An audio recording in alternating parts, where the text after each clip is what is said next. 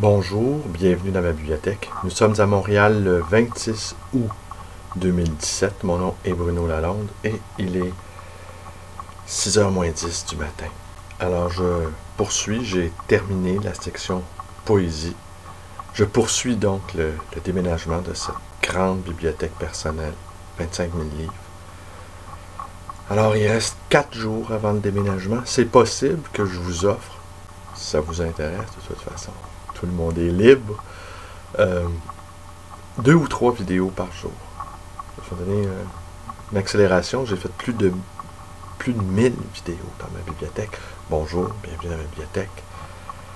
Et bien là, je la démantèle, cette bibliothèque-là. Cassée bibliothèque. Et j'en profite aussi pour faire un élagage. J'élimine des trucs, des choses qui m'intéressaient, mais qui ne m'intéressent plus. Il y a des choses aussi que je garde en présumant qu'elles vont encore m'intéresser. Alors je fais provision comme si j'avais la vie éternelle. Et en fait, je pense qu'il faut vivre comme si on avait la vie éternelle, hein? Comme dit Nietzsche. Vivre comme si on avait toujours envie de vivre cette vie qui est la nôtre. Alors je vais vous montrer aujourd'hui, ce matin, je vais vous montrer quelques-unes des petites merveilles de cette bibliothèque-là, des choses rares, ou peut-être pas si rares, mais enfin auxquelles je tiens, disons. Alors je vais commencer par ceci. Un carton d'invitation de Rock Plante, Régent du Charme, décédé le 21 août dernier. Rock Plante, 6e trophée, allant d'une exposition qui a eu lieu à Toronto le 2 octobre, du 2 au 22 octobre 1993. Alors, curiosité,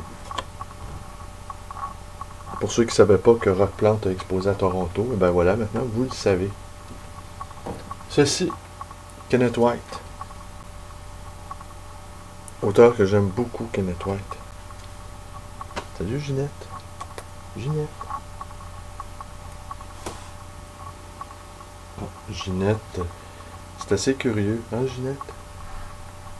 Oui, la belle fille.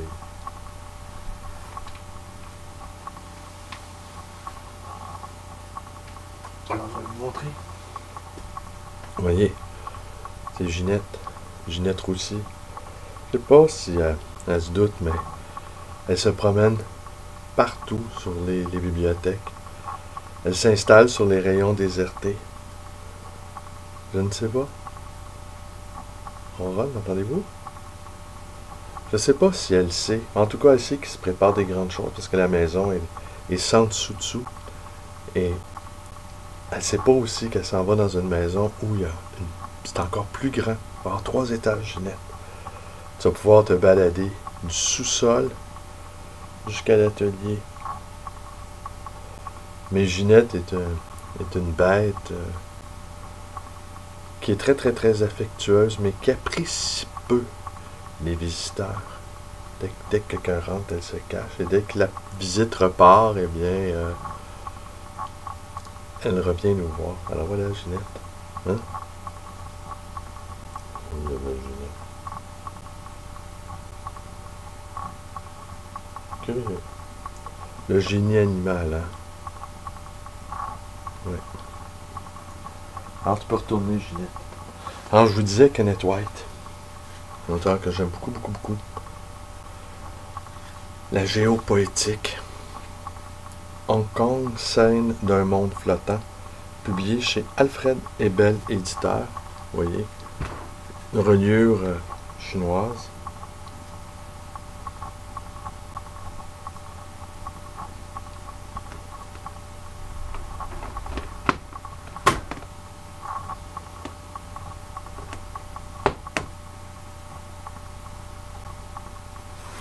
Je vais vous lire juste le premier poème. Brume chaude et blanche sur la baie. Une vieille jonque s'éloigne pesamment. Quelque chose aimerait voir durer cette paix. Mais le jour s'est levé, grue qui tourne, gens qui se pressent, moteurs qui toussent, sirènes qui hurlent, téléphone qui sonne, Hong Kong quitte ses rêves pour faire de l'argent.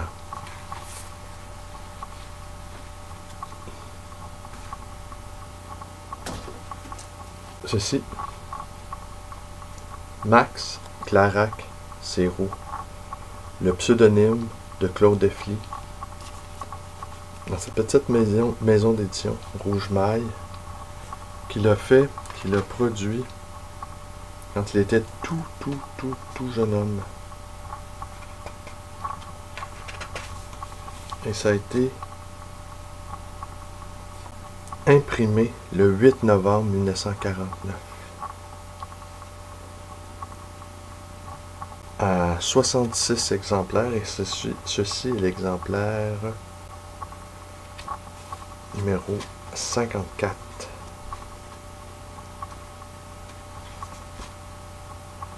Claude Defly, que j'aime beaucoup, je me suis porté acquéreur il y a quelques années du manuscrit original de ses mémoires qu'il a écrit à la main. Claude Defly, un poète généreux, lui, il vivait sa poésie au quotidien. Un exemple pour moi. C'est tellement important de vivre sa poésie, la poésie au quotidien. Ça nous permet de se désencombrer l'esprit. Ça nous permet de nous dégager du tout politique. Tout politique, tout est politique, mais quand tout est politique sans relâche, eh bien, il n'y a plus de place pour que le politique puisse devenir une respiration. Ça devient un envahissement, ça devient une occupation de l'esprit. Il faut que l'esprit puisse s'échapper.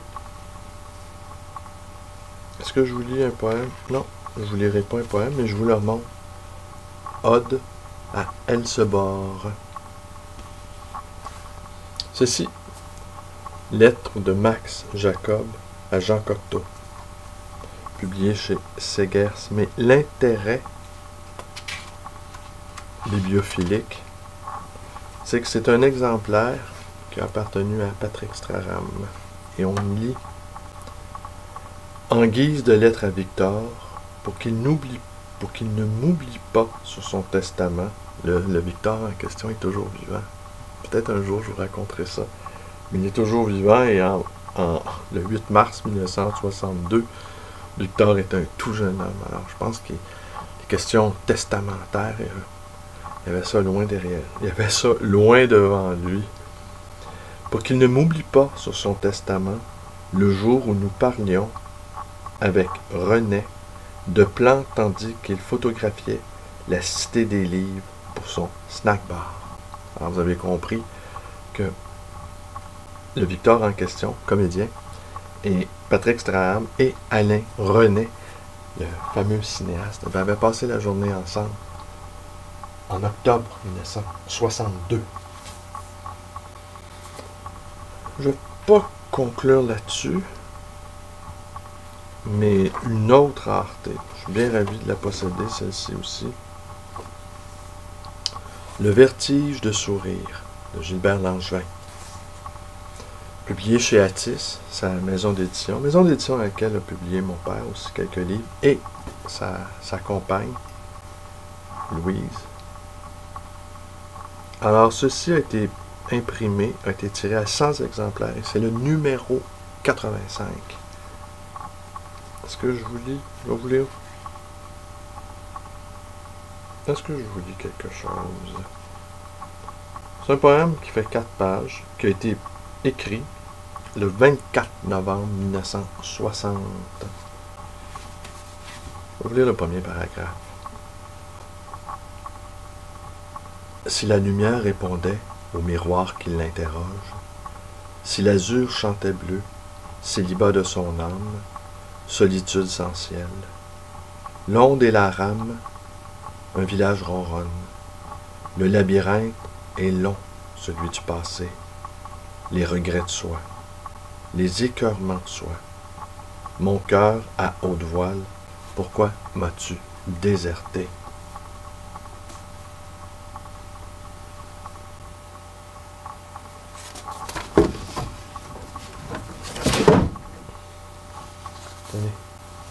une dernière chose.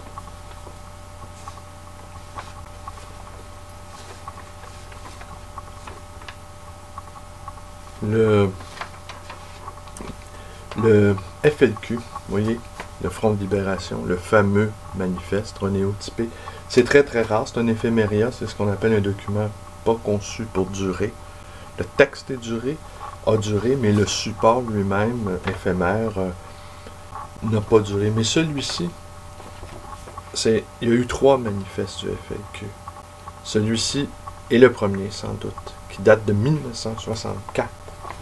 On ne sait pas s'il a été imprimé sur la même Gestetner, qui a servi à imprimer le célèbre manifeste. Mais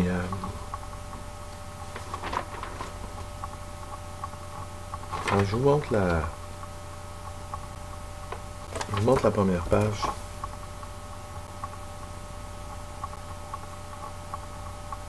Un document extrêmement rare. Est-ce que je vous raconte où je l'ai trouvé?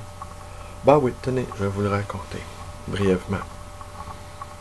Il y a déjà 20 ans, m'arrive, j'ai raconté souvent, que moi une fois, disons, quand une maison ou un appartement est mis à la vente, eh bien, les courtiers, règle générale, s'entendent pour dire que ce qui est un handicap à la vente, c'est les livres. Il faut s'en débarrasser.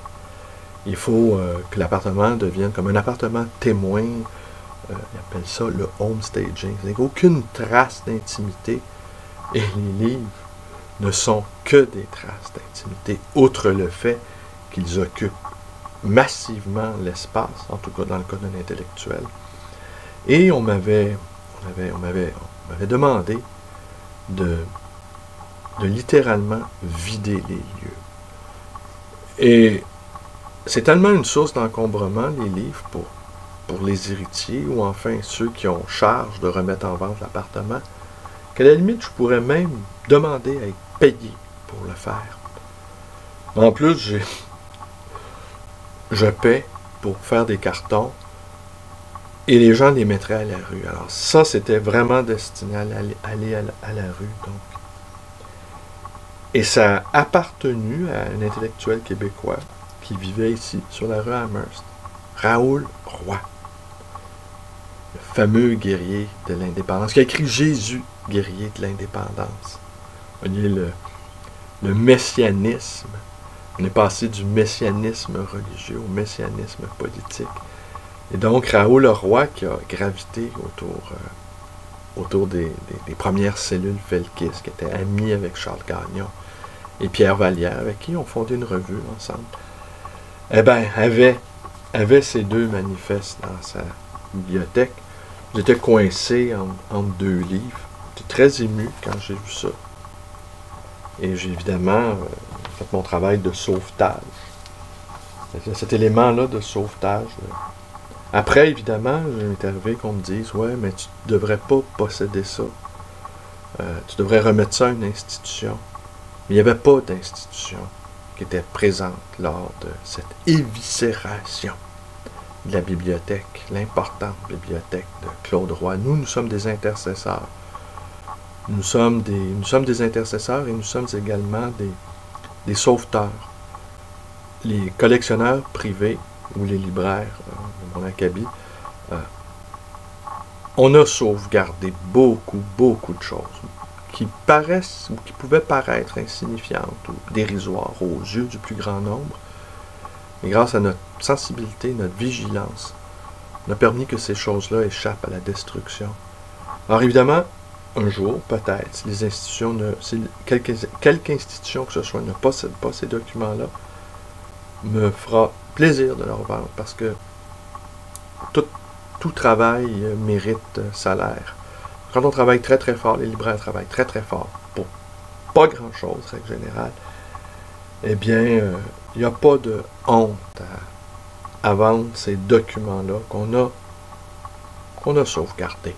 Alors, je vous ai montré quelques-unes de ces petites pièces qui font ma joie, qui font mon quotidien d'amoureux de la poésie.